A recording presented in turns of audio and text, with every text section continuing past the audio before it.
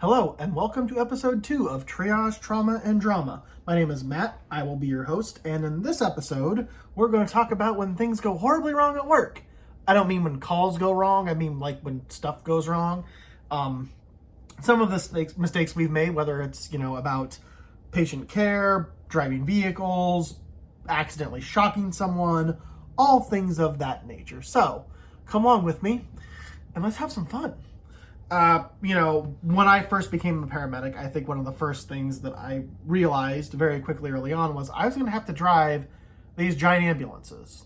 And the biggest vehicle I had ever driven up to date was like a Buick Century. Like a late 80s Buick Century. And we are crooked, so I'm going to try and fix this a little bit here.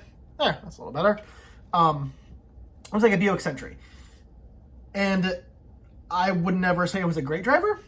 I don't think I was a horrible driver, but one thing that, I will say going forward is I've always said good paramedic. I've never said good driver. So just put that in your brain. Anyway, so I go out there, I drive around the street just fine, hit a few trash cans, didn't hit any other cars, did not hit any poles, didn't do anything like that. However, we get back to the station and I've got to back this ambulance up. And I realize that's going to be a lot harder than I thought. Number one, because I've never backed up anything this ginormous in my life.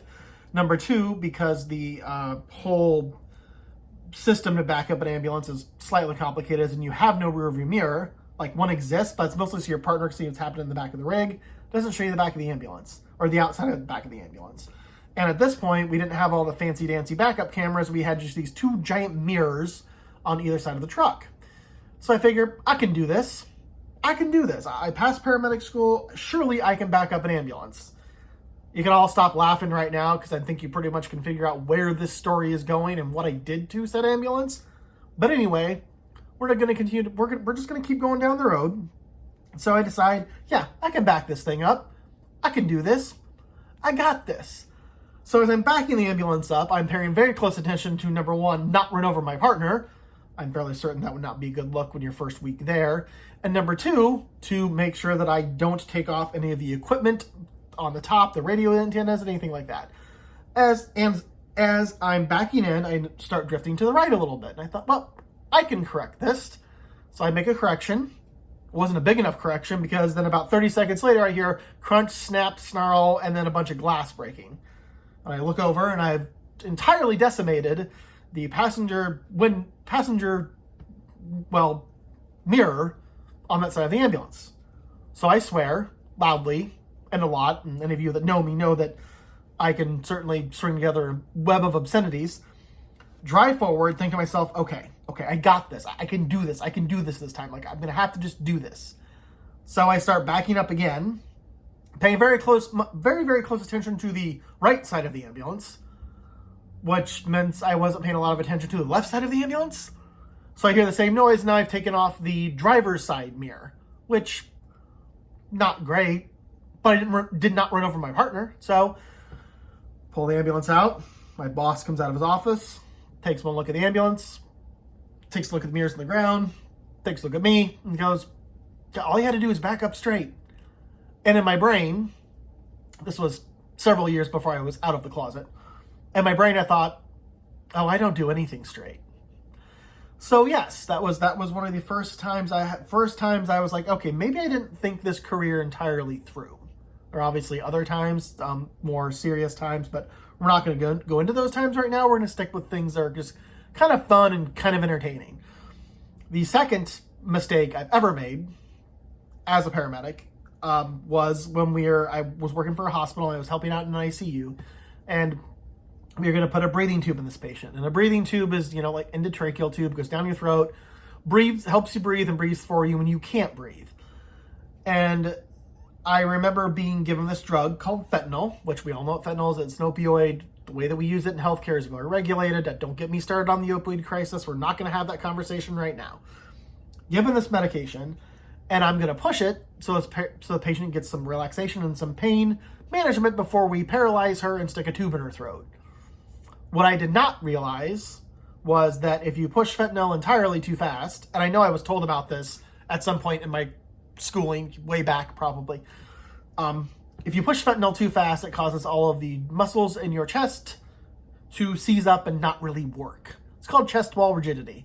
And having done that now, I have now made this person not able to breathe at all. Like, I know we're going to breathe for her in a little bit, but she cannot breathe at all. That's because I slammed this drug into her like stupid fast. At which point, I'm just kind of standing there stuttering, not really sure what to do. The ICU doctor turns around, grabs the laryngoscope off the tray, which is what we use to move your tongue and stuff out of the way so we can put an ET tube in, grabs the tube, hands them to me, and said, "You broke her, you fix her." So yeah, I've made a few mistakes. And there are others too. I mean, there are a lot of other mistakes I've made, but those are two kind of bigger ones that come to mind. I know I've made other mistakes, and I think if you work in a profession long enough, no matter what you do, you're going to make a mistake. And this goes back to the conversation we had last week, and that's okay. You got to learn from them. I've learned from both those mistakes. Number one, I probably shouldn't be the one driving the ambulance. And number two, to not push that drug that fast ever again in the entirety of my life and or career. So I know not to do that. And I haven't done that since then, so I give myself props, I guess. The other kind of interesting thing that's happened in my career is, I think I made on the teaser that I've been accidentally defibrillated. Do not recommend, but here's this particular story. I figured you guys might get a kick out of it. Most people do. They think it's hysterical. It did hurt like a son of a bitch. So, background, I was working in an ER, and we get a lot of trauma patients. We also were a teaching hospital, so we got a lot of residents. And this particular resident that was with us in the ER that night, well, he was kind of an asshole. He would say things to the nurses like, "If I want your opinion, I'll give it to you," which you should not say to a nurse that's worked in the ER for 30 years and probably run circles around you. Either way, we get a patient with 3 gunshot wounds to his chest. Now, me and this resident had already been around in a few circles earlier in the day about some of his orders, the things he was doing, blah, blah, blah, blah, blah, blah, blah, blah, blah, stuff like that. So we go into the trauma room, we start working this guy. Now, this gentleman has 3 holes in his chest. Like, I mean holes, dude. Like, there's blood pouring out of him. And the resident is screaming about an H&H, which is a lab level we get. And my smartass said, "It's not going to be good. Most of it's on the floor," which some people chuckled at, and he told me to shut up and do my job. Which, okay, fine. I probably shouldn't be cracking jokes like that in the middle of the trauma room, but I was. We're trying to gain access. Me and another nurse moved down to his feet to look at veins, anything we can get, because we just cannot get IV access on the guy. His veins suck. He's an IV drug user. The whole thing's a giant fucking mess. And at that point, someone at the head of the bed says he's gone into VFib. Now, VFib is short for ventricular fibrillation, which is where the ventricles, so the bottom part of your heart, just kind of quivers like this. Not really pumping any blood, not doing what it's supposed to do. It is a lethal rhythm, so we have to get him out of that as soon as possible. Now, mostly how you come out of VFib is you get defibrillated. So you hear the wonderful life pack charge up, you deliver a shock. Usually with the paddles, now they have patches. This happened when there were paddles. So me and this other nurse recognize that's going on, but we're continuing our job. You hear it charge up, and instantly, what most of us think of, that thing charges up, and we're waiting for someone to say clear. Now, why you say clear is to clear yourself and clear everyone from around the bed, because the patient's on a hospital bed, which is a giant metal plate, essentially. And there's some foam on it, but it's mostly a giant metal plate. And me and this other nurse are not only touching the giant metal plate, we're touching the stretcher, we're actually touching him. So we hear it charge up, no one says clear, we go about our business, and they deliver the shock. And it feels like a horse kicks me right in my chest.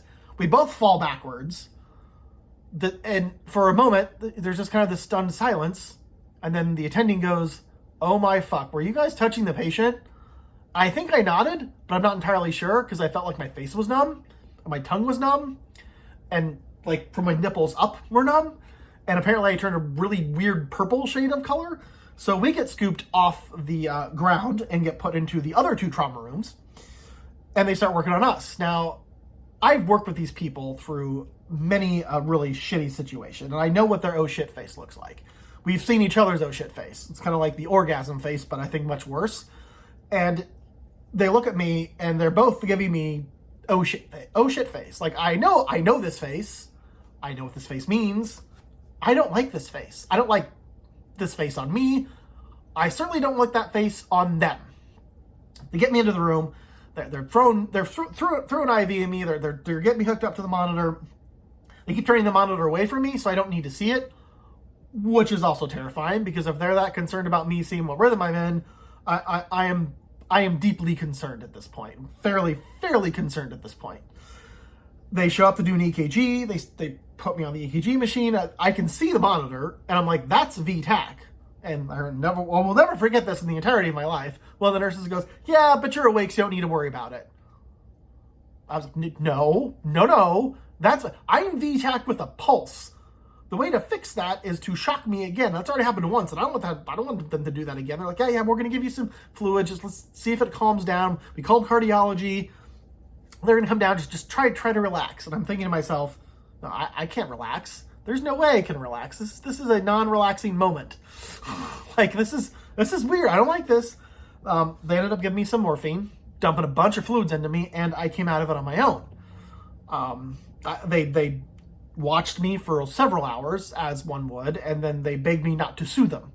Well, I wouldn't sue them. I would sue the dumbass resident, who at one point came over to check on me, see how I was doing, and said to me, well, next time I need to be more situationally aware of the room. And I said, dumbass, next time make sure no one's touching the patient or the stretcher or anything in that room. Needless to say, me and him never developed a good relationship beyond that, but I suppose after you accidentally defibrillate someone, there might be a time when you wouldn't feel like you developed a really good rapport with them. Well, and he just kept being a dick the entire time he was there. So I ended up being just fine. Now, my nurse that got shocked by my friend, she ended up having to be cardioverted into a sinus rhythm, which took them a couple different attempts. And all I could hear was the machine charge up, and then her getting shocked, and then someone scream, motherfucker, really loud. And I knew who it was. I knew it wasn't the guy next door. He had gone upstairs to the operating room. I knew it was her. We both came out of it fine. So here's my moral of that particular story. If you're going to shock a patient, make sure everyone is clear of said patient. Clear of the gurney, clear of everything around it, because you don't want to be that asshole that shocks your coworker, because it hurts like a son of a bitch.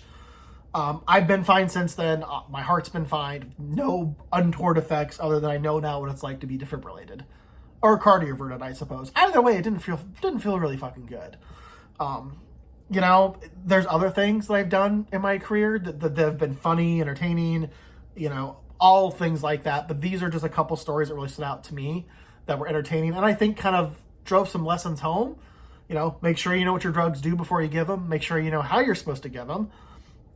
If you're driving an ambulance, make sure that you're watching what you're doing, and you're watching your backer, and you're making sure you're not going to rip off sides of the ambulance, whatever.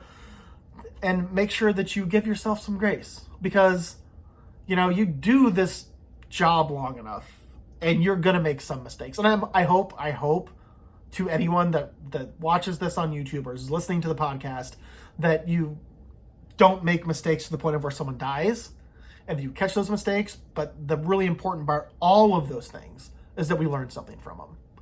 And unfortunately, I'm the asshole that has to learn things the hard way. So yeah, I learned things the hard way. So if there's a hard way to learn something, I'm going to learn about it. Hence the fentanyl thing. That was a hard way to learn, and learned my lesson. Never did that again.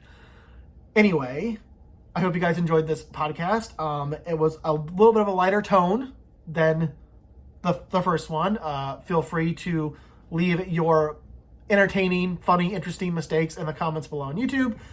I hope you guys have a great rest of your day. Don't forget to go outside and touch grass. It's gorgeous outside. Please keep taking care of yourselves. Please keep taking care of each other. Have a great long weekend, and I will see you guys next week.